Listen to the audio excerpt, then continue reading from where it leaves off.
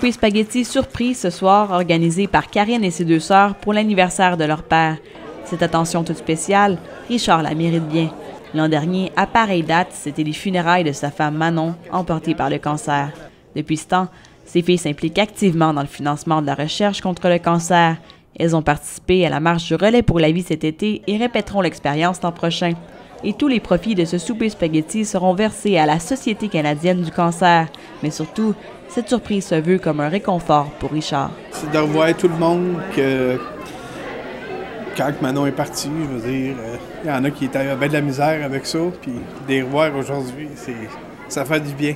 Comme mon père a dit, ça l'a changé le mal de place parce que la dernière semaine, elle a été difficile parce que ça a fait 1 an que ma mère était décédée. Il y a 1 an, j'ai perdu ma mère du cancer du poumon. Puis c'est quelque chose de très important pour moi. C'est une cause qui me touche vraiment personnellement. Je suis venu les jambes molles comme de la guenille. Je suis venu de cœur. C'est correct, papa. J'étais bien surpris, bien touché. Cette histoire, c'en est une parmi tant d'autres. Chaque année, 76 000 personnes meurent du cancer et 174 000 autres apprennent qu'ils en sont atteints. Et à partir du moment où l'on reçoit le diagnostic, c'est un long combat qui commence, il faut passer à l'action. Et ça, mon prochain intervenant le sait très bien. Son bureau, Dr. Béliveau. Le 15 novembre 2001, Marc Provencher apprend que son fils de 5 ans, Vincent, a un neuroblastome de type 4, un cancer. Après avoir reçu des traitements de chimiothérapie, Vincent est en rémission durant 21 mois. Mais le cancer revient.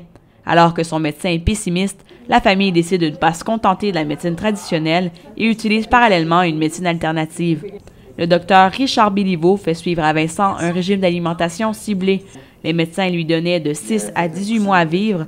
Vincent est mort 4 ans plus tard, à l'âge de 9 ans. Moi, ce que j'apprends de la maladie, parce que tu essaies de rationaliser, c'est pas normal de perdre un enfant. C'est pas dans les normes. Tu es supposé être le plus vieux qui part en premier. Vincent est atteint de cancer. Son histoire a même fait l'objet de reportages. Qui touche le système nerveux. Animal Kingdom. C'est tellement beau, là. Vincent et toute la famille ont eu la chance d'aller à Disney World grâce à Rêve d'enfant. Ces 4 ans à vivre avec la maladie sont remplis de beaux souvenirs et ont fait grandir les proches de l'enfant. Ceinture orange en karaté, ceinture noire honorifique, Vincent a marqué beaucoup de gens. Il y a même un parc qui porte son nom en l'honneur de son implication chez les scouts. Il dégageait bien gros, puis quand tu dis oui, c'est quelque chose qui reste après, bien c'est vrai.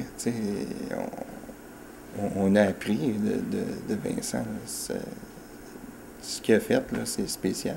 C'est pas facile. Tous les jours, on se retrouve, on est 3. Les premières semaines, je sortais 4 assiettes. Ma femme aussi. Ah, c'est vrai, on n'est plus 4, on est 3. Vous m'avez eu là, d'aplomb. Pour les personnes qui restent, comme Marc et Richard, il est important de fêter la vie en l'honneur de ceux qui nous ont quittés.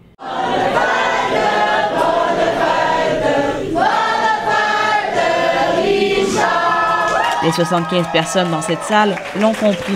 C'est dans des moments comme ceux-là que la vie prend tout son sens. Pascal Pinette, La Cité collégiale, Ottawa.